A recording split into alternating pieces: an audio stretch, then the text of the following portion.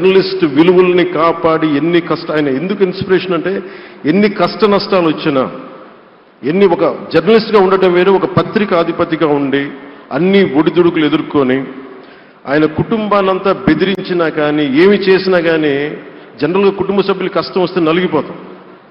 కానీ అది కూడా దాటుకొని నేను నా జర్నలిస్ట్ వాల్యూస్ నేను కాంప్రమైజ్ అవ్వను, ఏదైతే జరగనని చెప్పి ఆయన కూర్చోబెట్టి at the cost of his family members also he went ahead and uphold the journalistic values.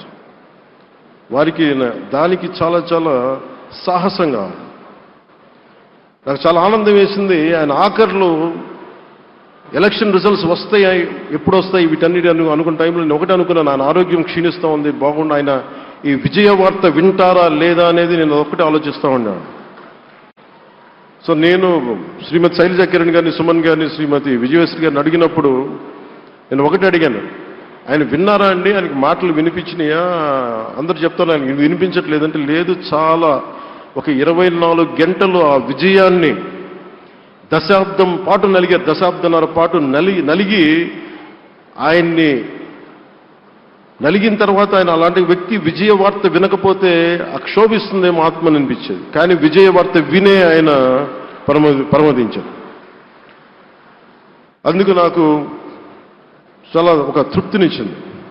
అలాంటి మహానుభావులకి నా నివాళులు అర్పిస్తూ ఆయన నుంచి ఎవరైనా నేర్చుకోవాల్సింది ప్రజాస్వామ్యాన్ని పరిరక్షించడానికి ఎవరి స్థాయిల్లో ఒక పత్రికాధిపతిగా కావచ్చు, ఎవరు ఏ స్థాయిలో ఉన్నా దాన్ని మనం కాపాడాల్సిన అవసరం ఉంది.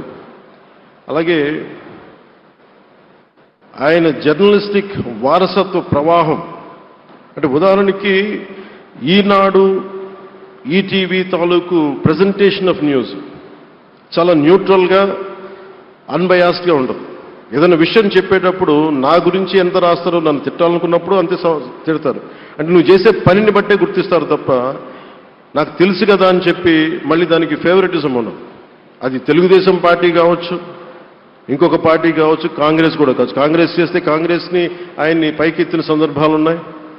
అలాగే ఏ పార్టీ తప్పులు చేసి నచ్చని ప్రజలకి ఇబ్బందికరమైన సంఘటనలు జరిగినప్పుడు ఏం మాత్రం వెనకాడకుండా ఫ్రంట్ పేజీలు వేసేవాడు.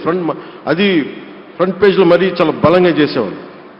సో అందుకే నాకు అనిపించింది ఒక జర్నలిస్టిక్ వాల్యూస్, ఆయన తాలూకు వారసత్వ ప్రవాహం ప్రతి జర్నలిస్టు పుణికిపుచ్చుకోవాలి, తీసుకోవాలి. ఒక నది ఒక ప్రవాహం వెళ్తున్నప్పుడు మన స్థాయి